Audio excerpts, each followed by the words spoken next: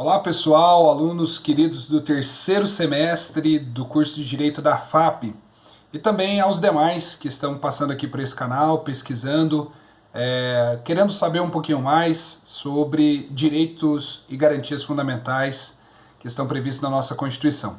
Essa é a aula número 23 do Direito Constitucional 2, desse dia 29 de abril, e é um prazer estar aqui com todos vocês, beleza? Nós estamos iniciando então um novo assunto, um novo tópico dentro da nossa disciplina, dentro da nossa matéria, e vocês todos são muito bem-vindos, ok? Nós vamos tratar hoje de apenas uma parte, portanto a primeira parte deste conteúdo, onde nós vamos abordar um pouquinho direitos e garantias fundamentais, aqueles que estão lá no título 2º na nossa Constituição, a partir do artigo 5º, e mais um detalhe que eu vou contar daqui um pouquinho, beleza? Sejam todos muito bem-vindos. Quem ainda não se inscreveu no canal, por favor, clica aqui embaixo, se inscrever, ative aí as notificações, porque quando eu postar aí algum conteúdo, você vai receber o aviso, ok?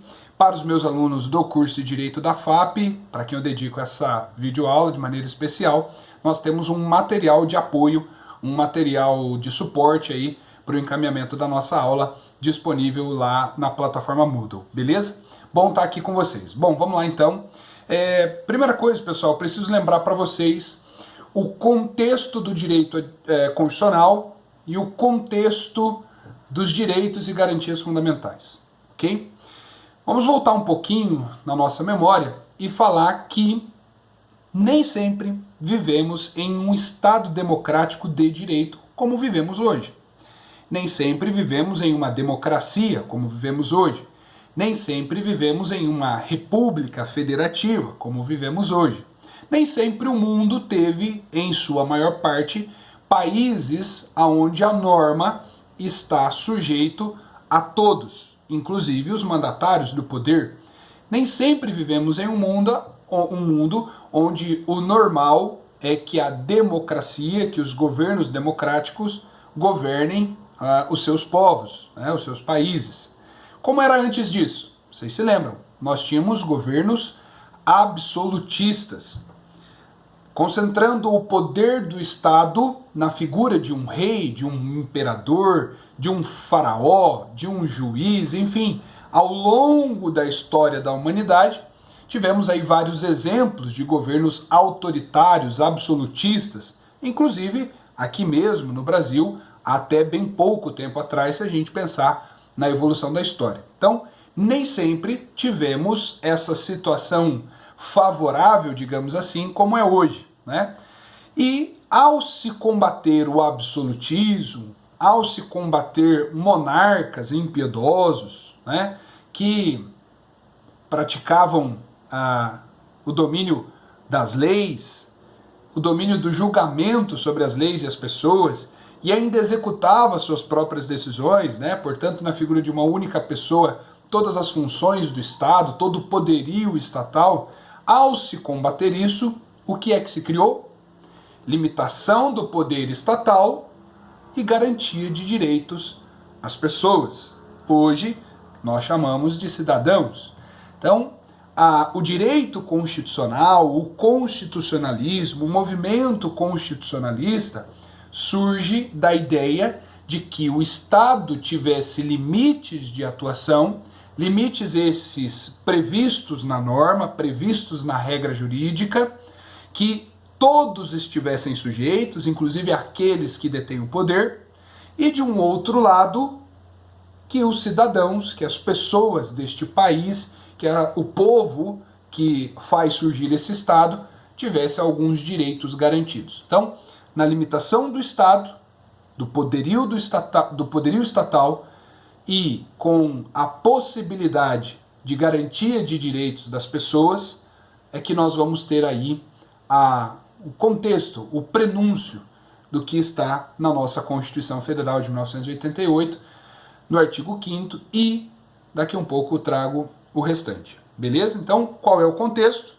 Como a gente já viu lá em Direito Constitucional 1, como quem está estudando aí para os concursos públicos já sabe, a ideia é que o Estado está limitado pelos direitos e garantias conferidas conferidos aos seus cidadãos, ok?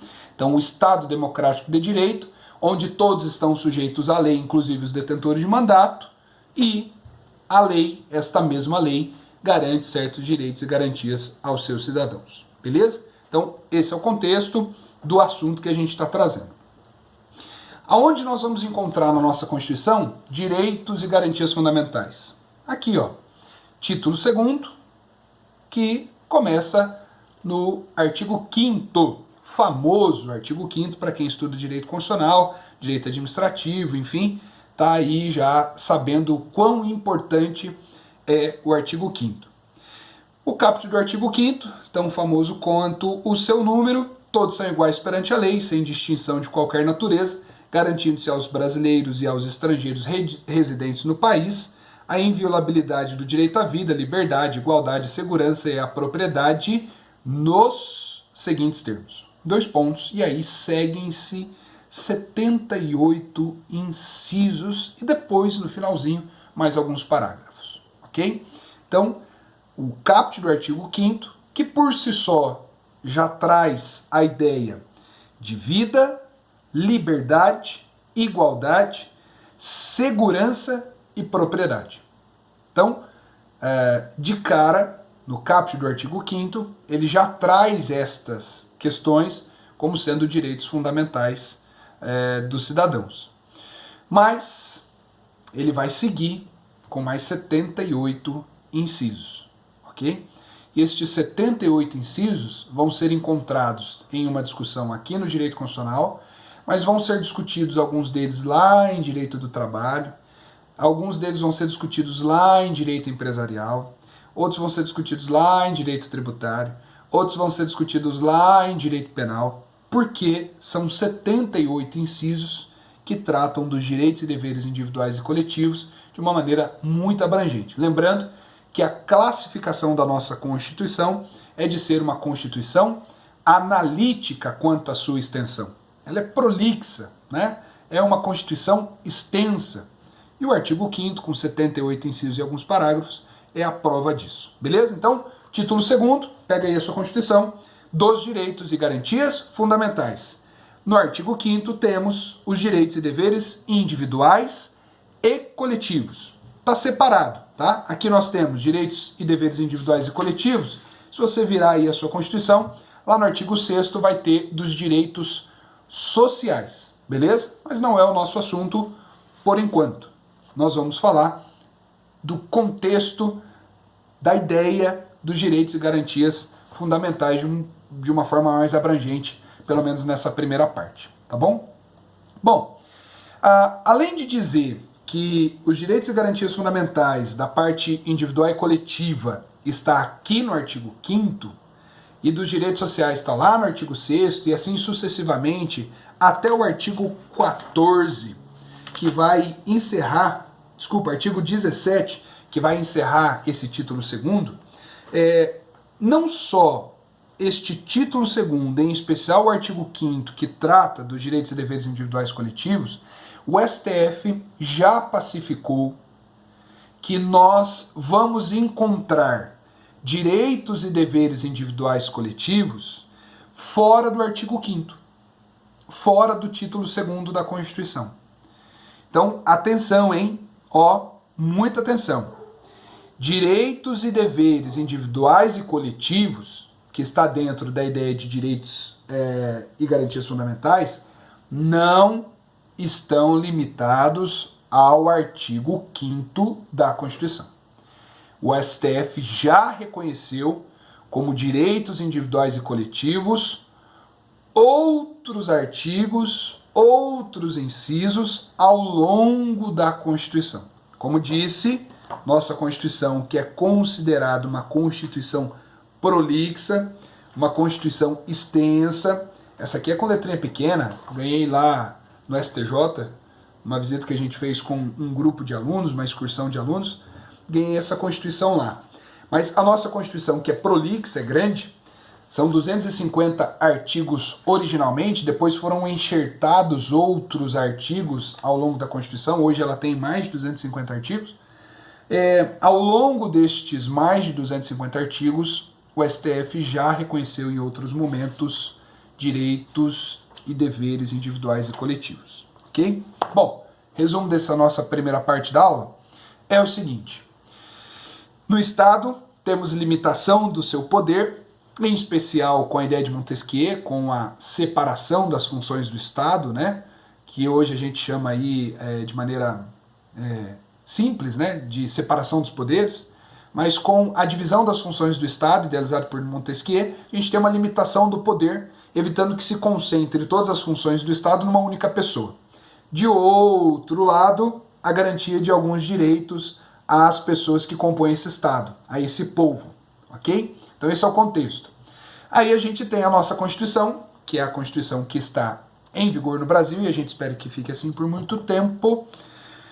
Nós vamos ter o título 2º, do artigo 5º até o artigo 17, tratando sobre direitos e garantias fundamentais.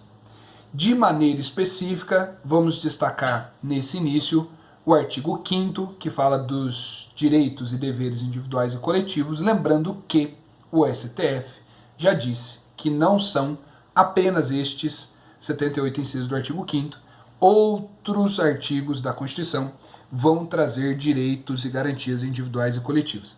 Quer um exemplo, não quer? É isso que você deve estar pensando, né?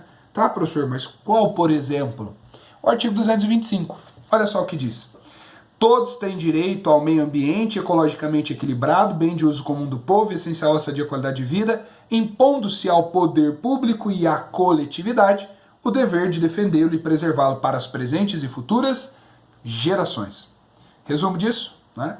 Meio ambiente ecologicamente equilibrado de maneira sustentável, utilizando hoje, garantindo que os que vierem à frente também possam utilizar esses recursos, né?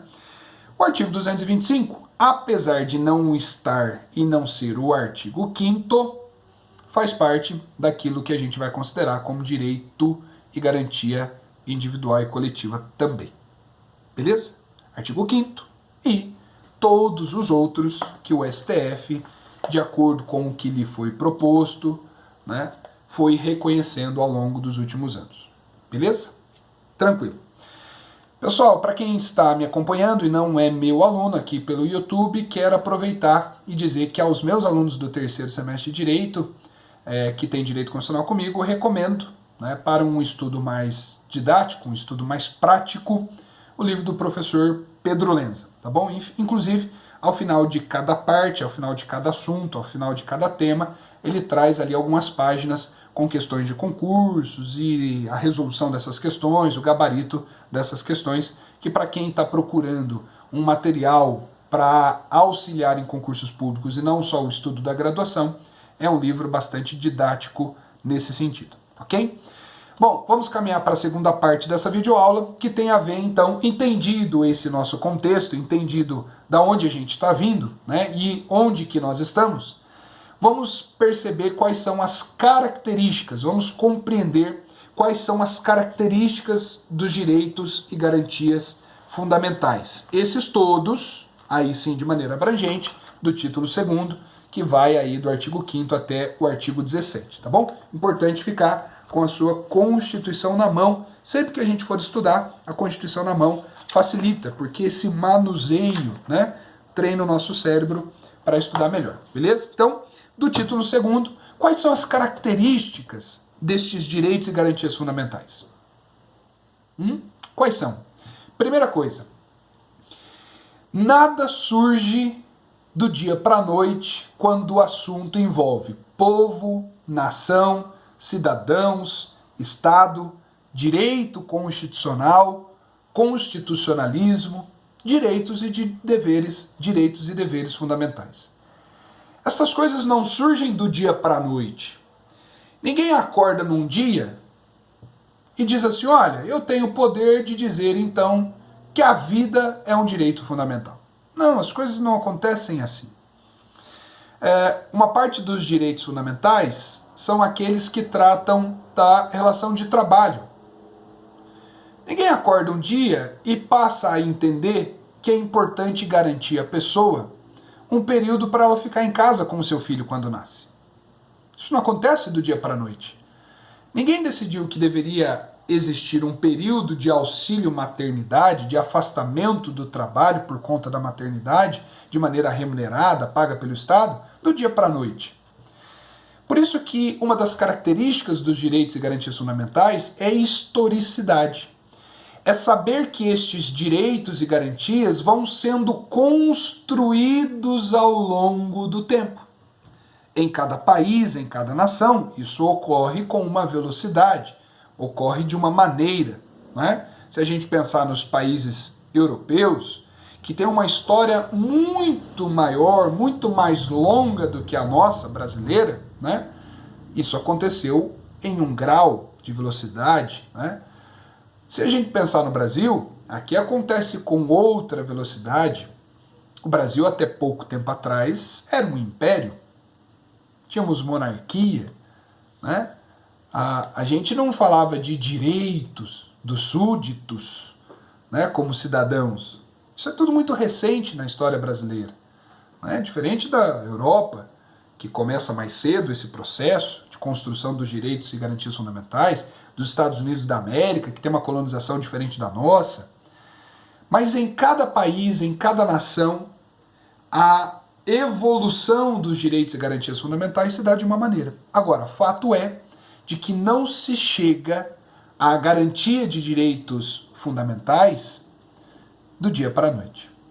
Então, a historicidade, a história da construção destes direitos e garantias é uma das características que a gente vai estudar aqui, ok? Então eles passam por um processo de construção histórica.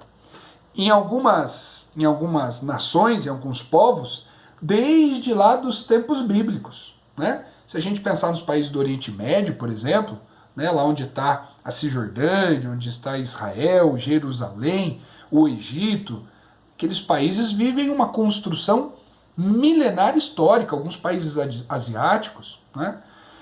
Então é óbvio que a história, a historicidade é característica dos direitos e garantias fundamentais. Ok? Outra coisa, outra característica é a universalidade. Quando a gente fala de direitos e garantias fundamentais, nós estamos tratando de acesso a todos. Estamos tratando de abrangência indiscriminada a todos que compõem esse Estado, que estão sujeitos a esse regramento jurídico constitucional. Quando eu falo de direitos e garantias fundamentais, eu estou pensando em algo que é inerente ao ser humano, às pessoas que compõem esse Estado. Tanto é que o próprio caput do artigo 5º, né, vai dizer que todos são iguais perante a lei. Isso está falando de acesso universal, indiscriminado, né, a todas as pessoas no que se diz respeito a direitos e garantias fundamentais. Beleza? Por quê? Porque se nós estamos tratando de algo fundamental, isso deve ser entendido, deve ser aplicado, deve ser exercido e acessível para todos. Construção histórica em que todos fazem parte e têm acesso ao que foi conquistado. Beleza? Terceira característica, relatividade. Como assim? Se é um direito e uma garantia fundamental, como que pode ser relativo? Se o professor Rodolfo está tratando de algo que foi construído ao longo do tempo, com muito sacrifício, cada país de um jeito, cada povo de um jeito, limitação do Estado, garantia do direito às pessoas, se tudo isso leva-se em alguns lugares centenas de anos para acontecer, e que agora está disponível a todas as pessoas que vivem sobre essa regra jurídica, como que esse direito que é fundamental pode ser relativo? Na verdade, a pergunta é exatamente o oposto. Se vários direitos e garantias fundamentais foram construídas por estas pessoas ao longo do tempo, como que elas poderiam ser exercidas de forma absoluta? Por que eu estou dizendo isso? E aqui é uma reflexão, para ficar fácil você nunca mais esquecer. Os direitos e garantias fundamentais possuem uma certa limitabilidade. Eles são limitáveis, não limitados. São limitáveis. Quer um exemplo? A Constituição trata do direito de privacidade. Né? De privacidade. Correto? Beleza. Só que a Constituição, no artigo 5º, também trata do direito de expressar opinião. Desde que não seja de forma anônima, você pode expressar a sua opinião. Você pode contar, você pode relatar, você pode opinar sobre as coisas. Então você tem direito individual de privacidade e o direito individual de expor as suas opiniões, vedado o anonimato. Beleza? Tranquilo. Isso significa que esta pessoa aqui, ó, que vai exercer o seu direito de expor a sua opinião, vedado o anonimato, pode dizer o que ela quiser sobre qualquer pessoa que tem o seu direito de privacidade assegurado? Não. Óbvio que não. Por quê? Porque nenhum direito, nem outro, são exercidos de maneira absoluta. Quer um exemplo? Existe uma religião, né, que, dentre as suas proibições, dentro daquilo que não é recomendado, dentro daquilo que é ensinado, não se deve fazer transfusão de sangue, mesmo diante de um quadro clínico que exija isso. Como que faz? Porque essa pessoa tem direito a professar a religião, a fé, a crença que ela bem entender. Certo? Beleza. Do outro lado nós temos o direito à vida. Como que faz? Qual é maior? Qual é maior? Direito à vida ou de professar a sua fé, a sua crença, a sua religião? Depende de quem vai responder a pergunta. Por quê? Porque estes direitos individuais possuem certa limitabilidade. Então alguém, no exercício da sua fé, no exercício do seu direito constitucional de professar a sua fé, pode se recusar a receber transfusão de sangue, mesmo sabendo que isso colocará a sua vida em risco? Sim, se ela estiver consciente e ela expressar essa vontade de maneira livre, consciente, sim, ela pode se recusar a receber transfusão de sangue, ainda que a vida dela esteja em risco. Inclusive esse assunto, para quem tiver alguma curiosidade, já foi amplamente discutido nos tribunais superiores, inclusive pelo próprio STF. Vale a pena aí depois uma pesquisa sobre esse assunto, tá bom? De qualquer maneira, estou usando esse exemplo, sem entrar no mérito da discussão, obviamente, porque essa não é a nossa proposta, para te dizer que privacidade, expressar opinião, professar a fé, direito à vida, nenhum desses direitos fundamentais são exercidos de maneira absoluta. Ok? Portanto, no exercício, na prática, na garantia destes direitos, uma das características é a sua relatividade. Beleza? Por outro lado, nós temos uma característica importante, que é a característica da concorrência. E cuidado com essa característica. Quando eu falo de concorrência, o que vem à sua mente em primeiro lugar? Vem a ideia de disputa. Vem a ideia de que esta pessoa é concorrente desta, não é isso? Não. Aqui não. Vem à sua mente a ideia de que este mercado é concorrente deste outro. Não. Aqui não. Aqui a ideia de concorrência é estar junto, é concorrer ao lado, ok? Concorrer, correr ao lado, estar junto.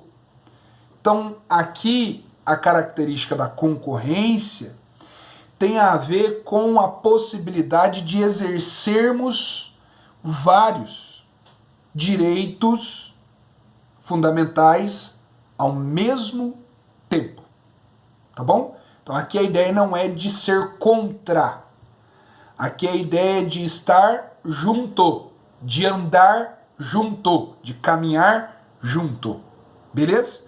Então, uma das características dos direitos fundamentais é o fato deles poderem ser exercidas de maneira conjunta, ao mesmo tempo, beleza?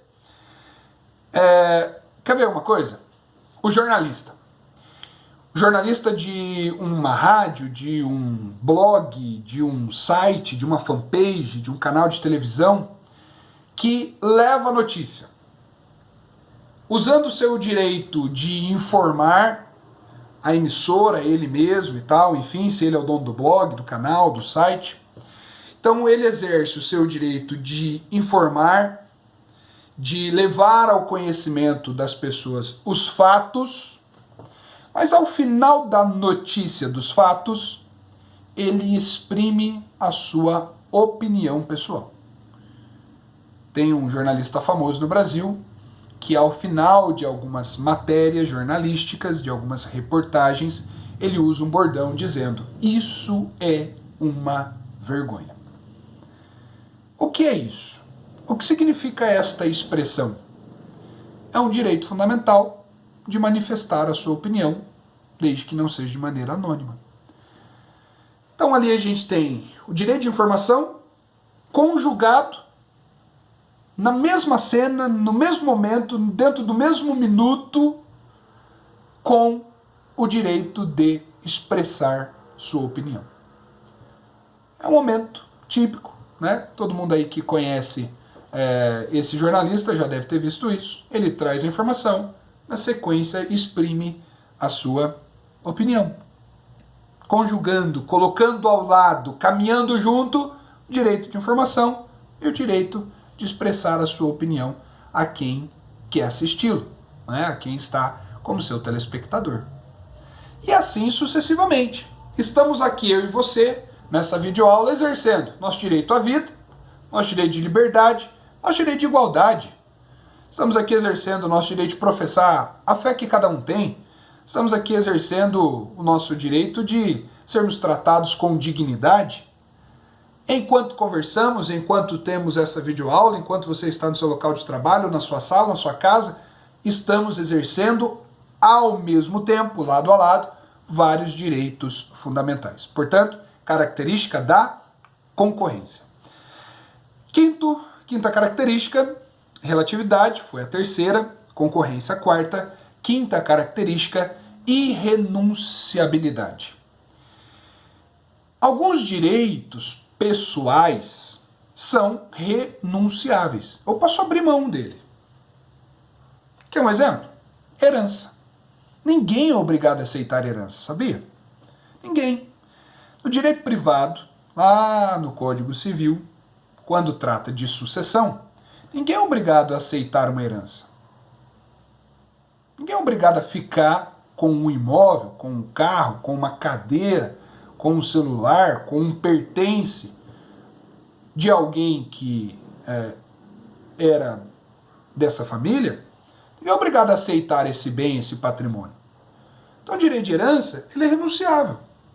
Posso abrir mão dele em favor dos demais herdeiros. Posso abrir mão dele em favor de uma outra pessoa. Posso abrir mão dele em favor do Estado, se não tiver mais ninguém. Isso é um direito renunciável. Agora, direito e garantia fundamental não se aceita renúncia. Eu não posso renunciar ao meu direito à vida. Não existe isso. Não existe renúncia do direito à vida. Não existe renúncia ao meu direito de liberdade, ao meu direito de expressar a minha opinião. Assinar um documento em que alguém que está insatisfeito com as minhas opiniões me force, me leve a assinar um documento onde eu renuncio ao meu direito de expressar a opinião. Isso não existe. Por quê? Porque direitos e garantias fundamentais são irrenunciáveis. O que acontece é que eu não sou obrigado a exercê-los. Quer um exemplo? A Constituição nos dá o direito, como eu disse há pouco, de expressar, de exercer, de professar qualquer fé, qualquer religião. Ok? Algumas pessoas são agnósticas. Algumas pessoas são ateus. Não exercem fé nenhuma, não têm crença nenhuma, ou não acreditam, né, em uma determinada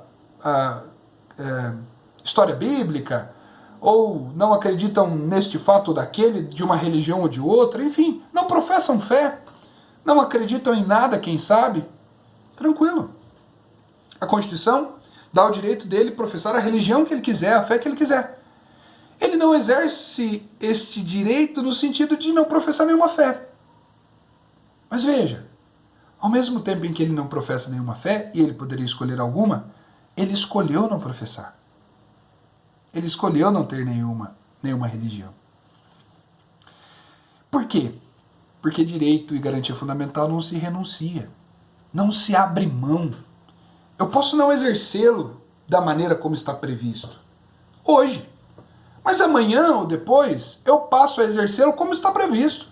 Amanhã ou depois essa pessoa que optou por não expressar nenhuma fé, não exercer nenhuma fé, que optou por não exercer esse direito de profissão de fé, amanhã ou depois ela se converte a uma determinada crença, a um determinado credo, e passa a utilizar fervorosamente dessa garantia constitucional.